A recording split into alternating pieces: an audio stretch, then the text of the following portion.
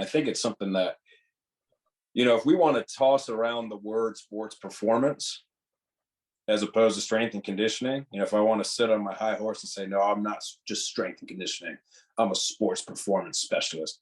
Great. Then I need to know every single thing associated with sports performance, because that's the title I'm giving myself. And that includes psychology, not just sports psychology, general psychology, addiction psychology. I mean, everything, right? So whether you like it or not, you are having a psychological impact on every player. correct. So, you And better. I think you brought it up. You brought up a great point, Fergus, is um, those who will have the most psychological impact on the players are the ones with which they're most integrated. And that happens to be the strength coach more than anybody else, just by nature of the job.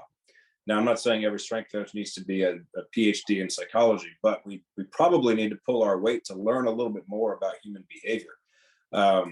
And to the other point of what Fernando was saying is that if they're going to employ a sports psychologist who is going to be a salaried position and involved with the players, then it's my opinion that to do it properly, they need to be integrated into the team. And so like they don't just get to sit in their office and say, come see me. You know, that's so lacking in context. It makes me want to throw up. Like, no, listen, But also think about it as well. You can have a far greater force multiplier effect as a psychologist working with coaches who can go forward, agree. and you can deal with the particularly challenging issues, as opposed to, like you said, sitting in your room waiting for someone to knock on your door, with blood on their hands and an axe in their in their bag. Like, I mean, it's a bit late then. Well, exactly right. But let's say that somebody is employed and they're being pitched as, hey, we have the sports psychologist because we want to check a box, so we want to cover our behinds or whatever, however you want to think of it.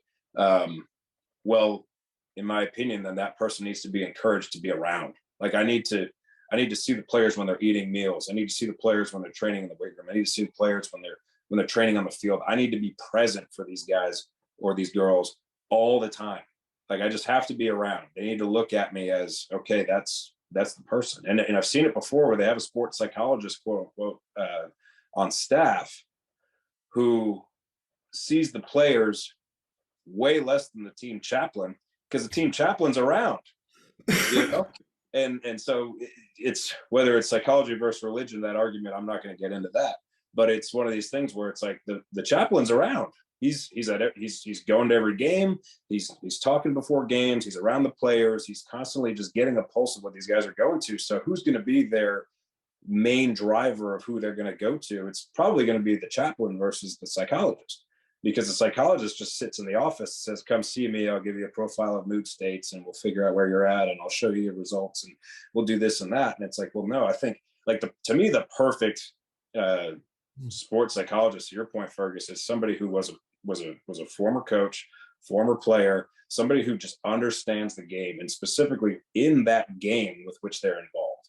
It's not, I just studied, generally speaking, sports psychology and I push up my glasses and I talk about these psychological concepts. No, it's somebody who's integrated and well, just familiarized with everything that goes into the game. And if they were a former player, it's great, because especially if they've been at the highest level, they understand what these guys are going through and they can talk from that experience. And I just think that's beneficial. But I agree with what you're saying, Fergus, that if it's somebody who can lend a voice to those who are most impacting the players just by default, whether it's the head coach or the strength coach or whoever else, that might be the most optimal way to do it as well. But I think about now with how the changing dynamics are. I don't know how it is for you, Lima, in college football at your level, but being in the Power 5 level now with NIL and some of these other things coming out, just to give an example of the stress of what's going on with NIL, forget about like the parental influence of, oh, you need to go,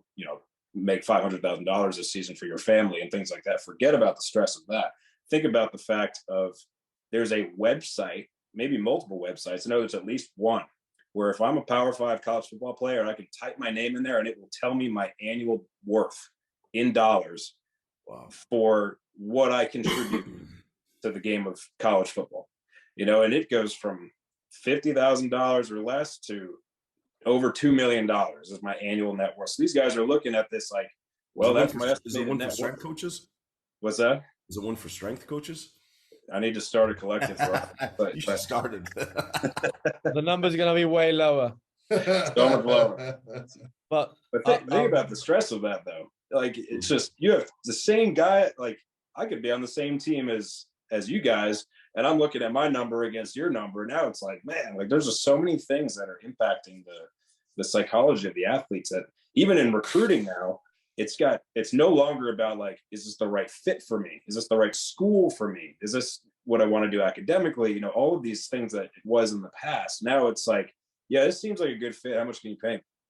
It's just, it's not about what it was in the past. It's a whole changing dynamic. And so to the common theme of remaining adaptable, agile, just understanding these things. If we can do more research into understanding just how humans operate in general, and we can funnel it to specific individuals from there, I think that's the people who do that the best. They understand the adaptability associated with a changing human behavioral component. They're going to stay ahead of everybody else. And that's the stuff that is tricky to learn, but I think it's necessary for all of us to get an understanding of just how people operate in general. Yeah, I think, regardless of the sport, the level, the country, the culture, and, stating that the person that would be taking that role knows what they're doing. I think the key component to any role like that is trust. Whether you trust the person because he used to play the sport, because he shows up, like showing up is half of the battle, but with no trust, there will be no sports psychology, right? It's not about getting the visualization technique and the breathing technique and the title and the anything. No, it's true. I'm not saying those things don't work. I've definitely You can work for some. dabbed You on can work those. for some people. Yeah. The next thing, you've got a guy doing, breathing work, journaling, meditation, visualization. Like, now you've added more things to it. And I agree with Kat. I think you want somebody who understands what the player is facing. And you can't, you can look to a former player, you can look to a veteran, you can look to somebody who has excelled in another sport. I hired two, I guess, mental performance coaches. I wouldn't call them psychologists, but I remember the two things I told them was, I've got two rules. One, do not talk to the player about their game. Like, don't coach them on the game. You can tell them if they've got an issue around stress or anxiety, give them an example from when you played, but don't coach them. That's the coach's job. So don't blur that line. And the second thing is, at practice, do not stand beside a coach. You can stand anywhere you want, just do not stand beside a coach. Because sure as heck, if I've been having coffee with the guy over breakfast, telling him about something I'm going through, and I go out to practice and I see him standing beside the head coach, doesn't matter what he says, I'm still thinking he's talking to the head coach about what we just spoke about. And that comes back to that trust. Build that trust and be sometimes as well. There's a famous story about Abraham Lincoln during the Emancipation. It was around Christmas time. He was, the newspapers. Some of the newspapers were saying, "Oh, you have to free the slaves." Some of them were saying, "Oh, you shouldn't." So he called a friend of his from Springfield, Illinois, who came over to the White House, and they sat in the White House all day, sat around the fire. And all Lincoln did was read the newspaper articles. He would read letters. And as his old friend was heading back in the carriage, he realized that through the whole day, Lincoln never asked him for his opinion. And the moral of the story is sometimes players just want someone to listen to them and not judge. Sometimes that's all that person is going to do.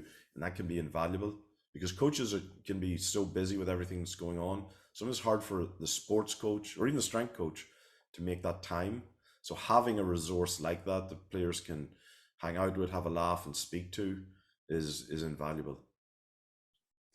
I mean, I would throw my 2 cents in there that I think it's not just the sports psychologists, it's all of them. It's, I've heard about a nutritionist from one of my colleagues where he had her come and talk to the team every Monday, because he was like, listen, how good would our athletes be if, you know, practice or weightlifting was optional?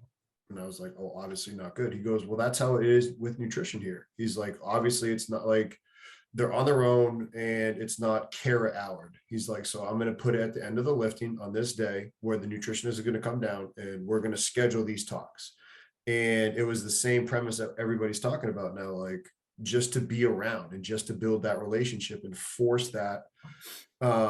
So I think it matters, you know, again, for all of us, whether it's athletic training, whether it's the strength and conditioning coach.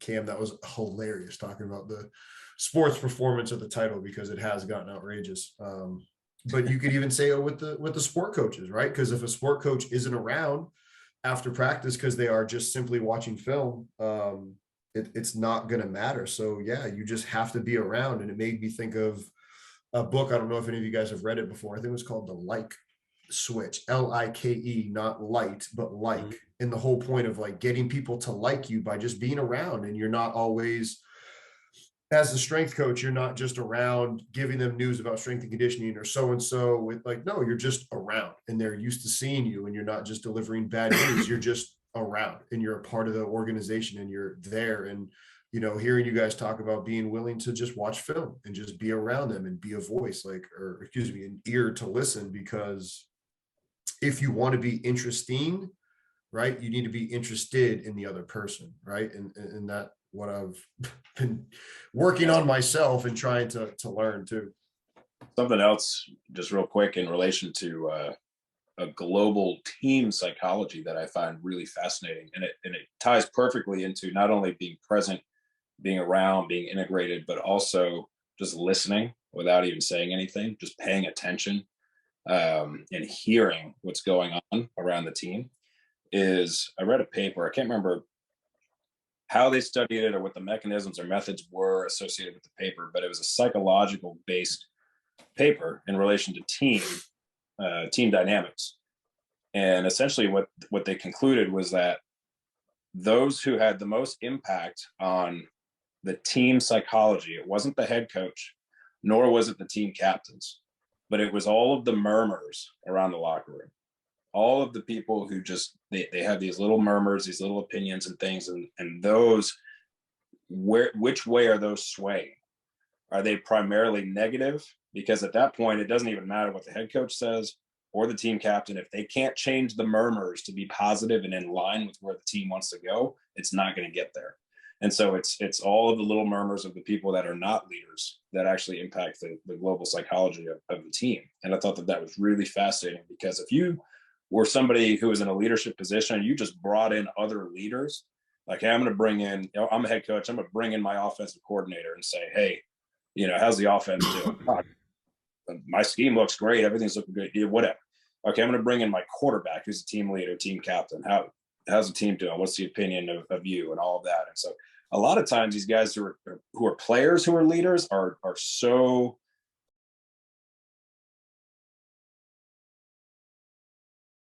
Congratulations on making it to the end of the video. Why don't you celebrate by watching more videos just like it? You can also help us on our quest to placate the algorithm gods by liking, sharing, subscribing, and commenting. Thank you.